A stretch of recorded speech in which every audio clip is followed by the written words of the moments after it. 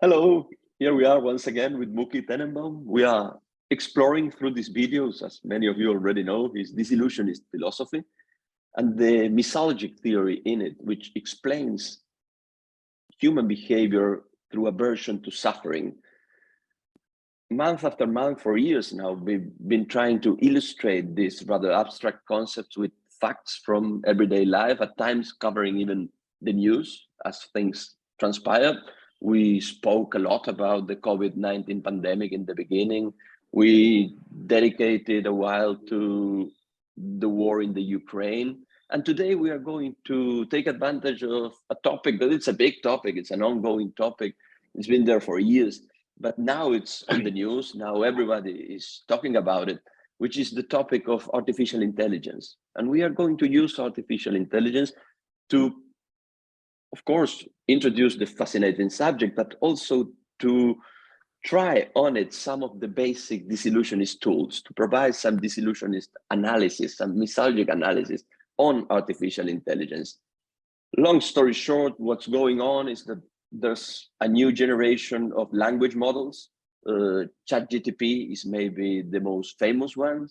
They are capable of engaging in conversations, coding, illustrating in a very human way, in a sometimes superhuman way.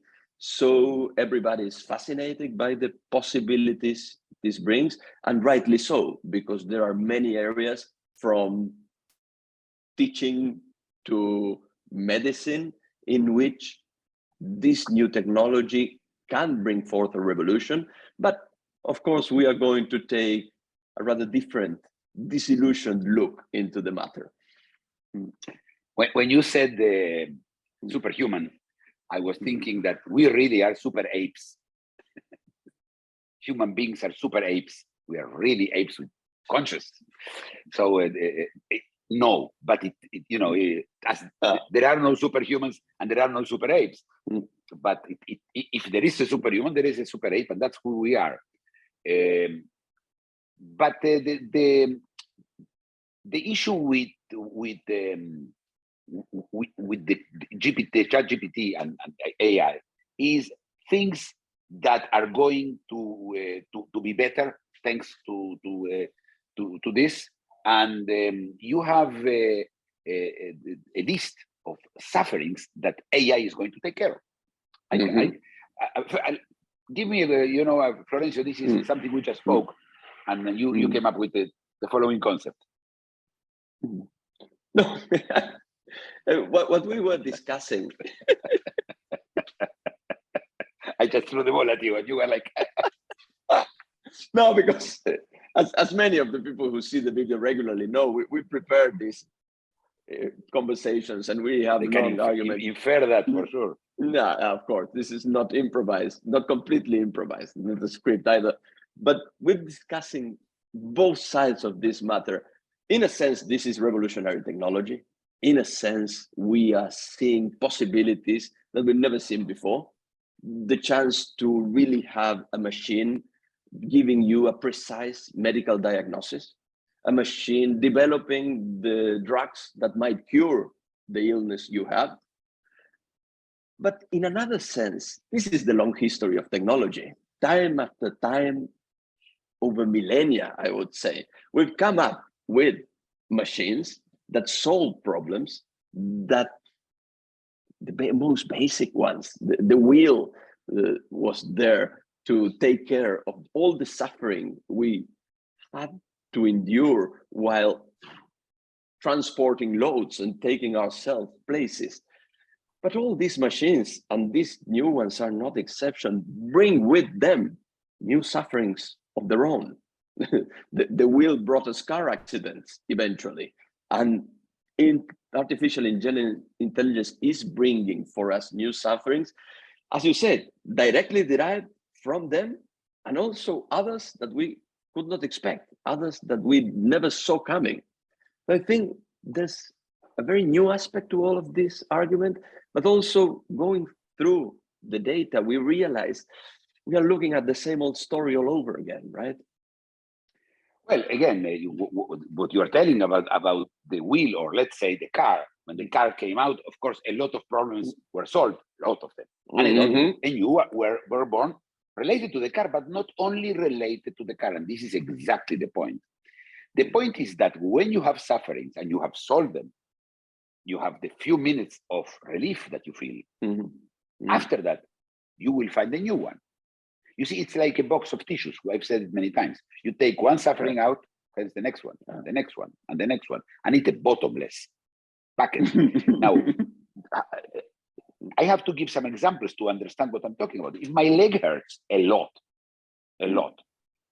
and my Diet Coke has no gas in it, it's gone, it's flat, I don't care, okay?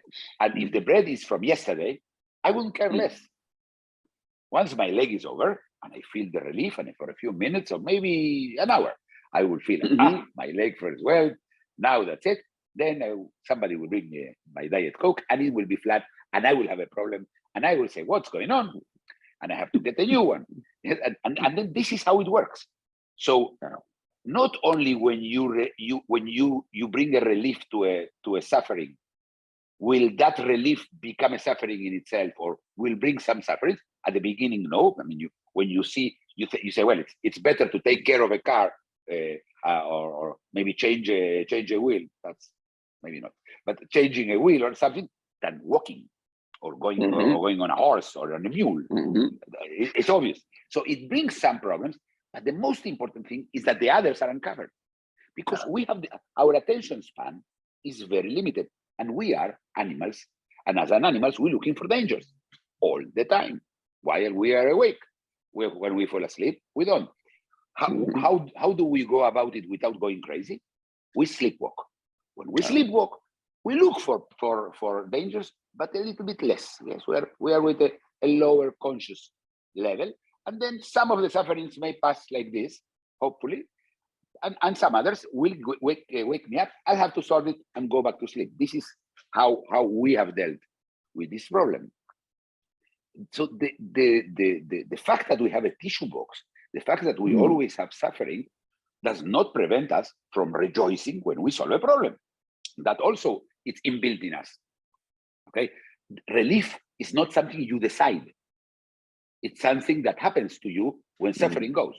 So you cannot decide if you suffer, and you cannot decide if you have relief. So it's just happening to you. So relief, suffering, and then suffering, relief, and then suffering, relief, hopefully. So the next issue that I wanted to look at is there has been a lot of talk about the dangers of AI. And we are not talking, we will talk afterwards about the smaller dangers. The big danger is it will take over the world, and it will destroy, and it will be matrix, and we will be animals, and we will be computers, and we are now just batteries, the whole terrible end of the world, science fiction has been playing with that for decades already. The computer becomes aware, and then it attacks humans. The problem with this is that there is a big difference, there's a huge difference between intelligence and conscious. In fact, there is not even a difference. It's like it's not apples and oranges. It's apples and famine. It's nothing. Famine are related. That was a bad example. Apples and asteroids. And a TV, yes. Again, it could be Apple, a TV made by Apple. But seriously, it's unrelated. Consciousness and intelligence are unrelated. The least intelligent people in the world have a conscious. Even people who have diminished intellectual capacity. Somebody who has IQ of 70. That's and it's still self-conscious. Or even a small children, very young children also are self-aware. That's it. They are even young children. But after the age of 2, 1 is a discussion when you become self-aware. So that's something that will never happen to the computer. At least there is no way to code it. Why? First, we don't know how this emerged. We have no idea how conscious works. No idea. There is 10 theories. Nobody have an idea. Which they will, at some point, of course, science will catch up. I have no doubt. But then you have another 2 problems. To be able to want something, you have to be able not to want something. Both things. And both of them require from you the ability to suffer. If you don't suffer, you do nothing. If we know that. So that's the reason when you talk about being bored is when all the other suffering is left, then you have another one. So you're always going to suffer. Thanks to that, you keep moving. Thanks to that, you keep doing things. Thanks to that, you want things. This is it derives from there. So if and then you also have, just in case that's not enough, the knowledge that you're going to die. And that doesn't sound like a good, it's not something we look at it lightly. We suffer when we know, just by the knowledge, we're going to die. Just knowing that. So we forget about it and we become immortal. We spoke about it in many other videos. So these two things cannot be coded in a computer. They can't. You know why? Because we don't know. I don't know what it feels to suffer in your shoes. So how can I code it in a computer? How to simulate something you do not understand to begin with. But you spoke about suffering in connection to the box of tissues and the new sufferings that emerge when artificial intelligence provides relief for a lot of the old ones. You spoke about suffering again just now as the main differential between humans and machines. I think it's also true between humans and animals. And I want to ask you about, at least in mass communication, the most recurrent suffering associated with artificial intelligence, which is the suffering of human obsolescence. The fear that we will become obsolete, that no human will be required to perform any task at all. So I think there's a particular suffering there. I don't know how real it is, how important it is, but at least it's all over. It's everywhere. Everybody's talking about obsolescence now. Well, first of all, every time a new technology comes in, some people become obsolete. Yes, they invented the car. Those people who were specialized in making whips, yes, we lost them. That's it. It was over. But you see, not only obsolescence of people, obsolescence of companies, obsolescence of we're talking about of industries. Whole industries are being obsolete.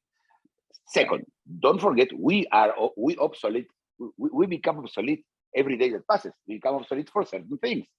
Obsolescence, it's for something. There is no obsolescence if there is not something you want to do. There is no theoretical obsolescence. There is only practical obsolescence. So I hope I'm saying the right word. It's called obsolescence in English. I hope so, because it's difficult even to pronounce it. But obsolescence. Yes, obsolescence, like a sentence. I don't know. Anyway, we know what you obsolete. To become obsolete, I became obsolete to many things. I used to be. I used to do the martial arts. I'm obsolete for martial arts. I'm already 67 years old, and I cannot do martial arts. I cannot many other things. But of course, teaching philosophy. Now I am still, have the same or talking about philosophy or thinking. Now talking about philosophy, here comes the problem of obsolescence. You and the doctors and the lawyers and the judges and especially the teachers, your time is gone. That's it. Let alone the accountants. Accountants. Many professions that are going to disappear thanks to AI. No, they are not going to be transformed. No. People, it's going to be transformed. There comes, the moment that people start lying to themselves. Oh, am I creative? You think I could speak when I speak with a child? You think a computer can do the same? Yes, and better probably, much better. Will the child be able to interact? Well, depends on the child. If he is now in high school, probably will be hard for him. It will take him some time. The new children. So we are really in the moment, in the pivot moment. This is AI. The AI moment is as big as the internet moment. It's huge. It changes a lot of things. And one of the things it makes a lot of people, a lot of professions obsolete. Teaching spatially. So anybody who is going to study to be a teacher today, he's not betting correctly on bad idea on a profession. It is important to understand that the obsolescence that we're talking about, yes, has to do with this moment. Yes, as there was obsolescent moment in different moments, different times. You know, I used to write letters. Nobody writes letters anymore. Handwriting is gone. It's gone. No more handwriting. And as you said, an entire industry of envelopes, of paper, specially designed for airplane mail, pens, beautiful pens to write. All that is gone in no time. Gone. And this will continue to happen. Yes. Why? Because every industry, Florencio, has only one aim: misalgic. It will have to address a suffering. Now, suffering could be things sophisticated. Remember, once you have everything, I don't have the latest iPhone. I don't know how I'm going to live with this. It's so hard. I take that as a cue for one very sophisticated type of threat and suffering, which is especially related to this subject. I want at least us to mention it before we are done. We're almost out of time, but let's say something about cybersecurity. Let's say something about a very concrete new type of suffering that is very related to AI, right? Before I go into that, let me please, it looks like everything is bad. No. This is great. This is very good news. There is a lot of work that is going to be taken out from us. Our health is going to be better. In general, a lot of things will be better. Others will take us sometimes.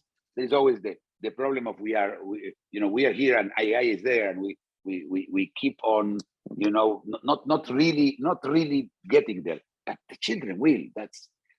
It's a fantastic thing. What I have been doing is what we do always in disillusionism. Just take out the epics and get into the situation in which what will happen on a day-to-day. What will happen to you? What will happen to me? And this has to do with cybersecurity. Let me explain what is cybersecurity, because not everybody knows. Big companies, or even individuals, but mainly big companies, are subjected to a daily barrage of attacks by very sophisticated hacking.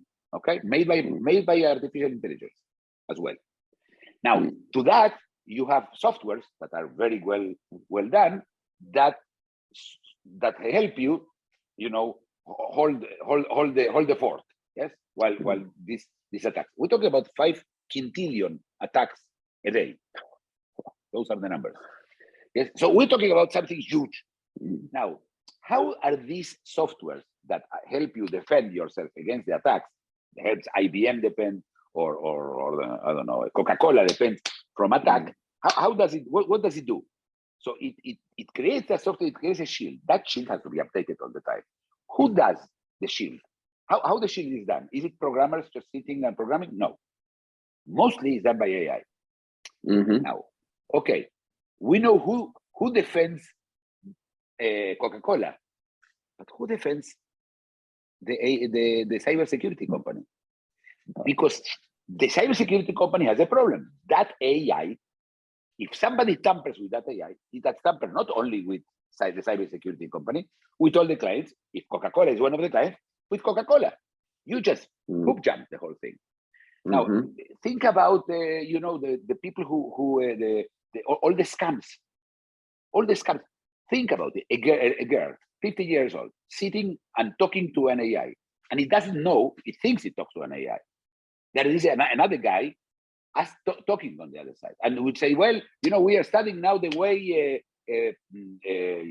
adolescents look at the age of 15. Would you help me, please? Would you show me your breast so I can have them, of course, with absolute security, confidentiality, and everything will be." What I just gave, it's an idea that came up. You imagine the list of endless. Because when you speak with an AI, and here comes the problem is the question, Florence. We are losing the way we acquire knowledge, and that is normally we go to Google. Google is what we ask when you have Google. But how does it work? Somebody let's say it's homework. Somebody asked me to prepare a homework. I go to Google, I ask for questions. It's totally okay. They don't have a problem that I use Google, and then I choose the right thing. I mix, may have an opinion, and I submit. Now all this disappears. I go to ChatGPT. It says, please make me write me an essay on the importance of dental floss in the 14th century. I don't know, whatever. So it will give you, and you will put it, and that's it. It's finished. What happened? Think about the procedure. The biggest obsolescence, Florencio, is the question, the way we interact, the question. Once we lose the question as a way to acquire knowledge, it's a different way of acquiring knowledge. I agree. But this is a big thing. We are making people sleepwalk better because, of course, that way they can have more time to sleepwalk and they can sleepwalk better. That's true. As I said, it's good for artificial intelligence. But you lost one of the biggest tools that served humanity till today, the question. But maybe it's good. I don't know. Anyway, it will bring some sufferings. Otherwise, that I listed here. So we'll keep asking a couple of more questions before we are finally replaced by AI. Here, we still have some questions to deal with in these videos for the future. No, we have, and which we describe reality as just reality is gray. Reality has no epics. Reality is nothing. So this is where we keep on coming back, and always dismantling the epics and stuff, and bring it back to our audience or vidience. Is that a vidience instead of an audience? It's both. It's audio vidience. Bye, Mookie. Thank you very much. See you next time. See you next time. Bye-bye. If you enjoyed the video, please like it, comment and subscribe.